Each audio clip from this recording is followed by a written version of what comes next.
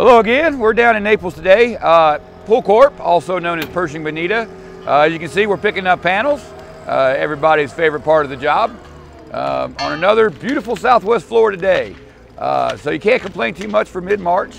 The guys have been moving along pretty good this morning.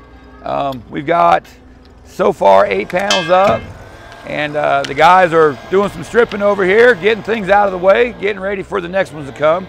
We do have some stacked panels on this job. They're mostly interior panels. Well, not mostly, all interior panels. And during the course of the day, we'll be working our way down to that corner so we can be ready for precast that's coming tomorrow. Pretty much all the braces are shook out. Everything's doing set up for the erection to make things go nice and quick. And our guys are working right behind of them, doing some cleanup and also installing panel connections. So if everything keeps going according to plan, we'll be done tomorrow. And there's no reason to think that we won't.